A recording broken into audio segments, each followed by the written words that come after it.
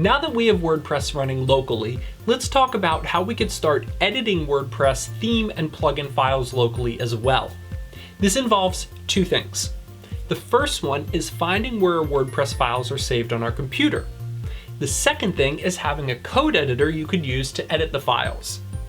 Let's look first at finding where your WordPress files are stored. If you're using Desktop Server, it's really easy to find out where your files are stored. All you have to do is boot it up and then come into Remove, Copy, or Move an existing website.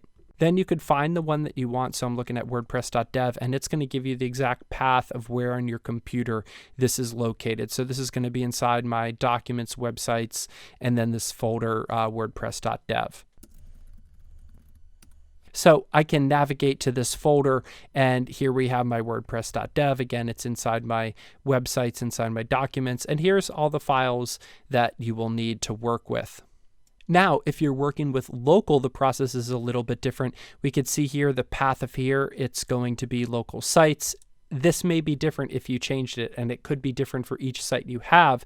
But if we click on this, it's going to quickly pop this up into Finder or open it up for you in Explorer. So there's a few things about this that are a little bit different. Notice that it doesn't just have all of your WordPress files here. It has an app folder and it has a logs folder. So here's where we could get any PHP logs, server logs, MySQL logs, and then inside of the app folder, there's a public folder, and now we see all of our WordPress files. So this is going to be what we're looking for, but it's also very helpful that inside of the SQL file, whenever you save or close, or actually it's when you stop the server inside of local, it's going to back up your data there, so you could combine those files and reuse them or import them back in if you ever need to. So that could be helpful. But really what you're looking for is to click this button, you're going to pop this open, and then you want to come into App, Public, and then you've got all your WordPress files right there.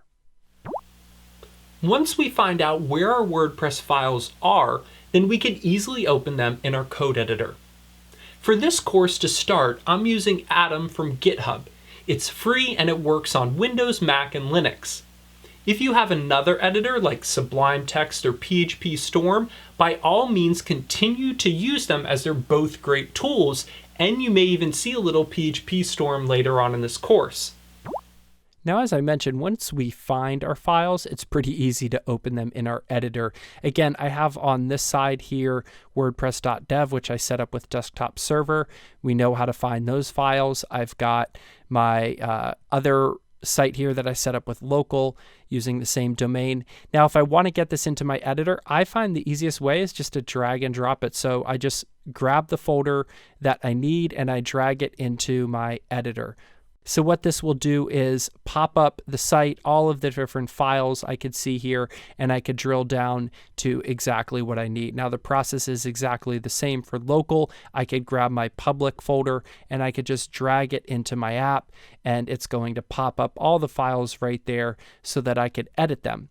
Now, one thing I will point out is that you don't always want all the files. Let's say we're just editing a specific theme. So it may be that we want to come in here and grab one specific theme and open that up. Then we're not as cluttered in our project area.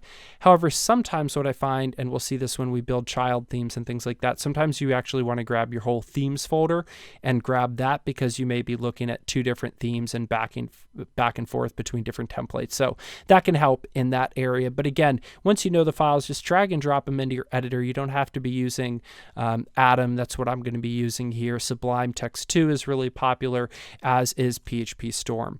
So that's how you would get your files open in the editor so that we could get cracking with some code.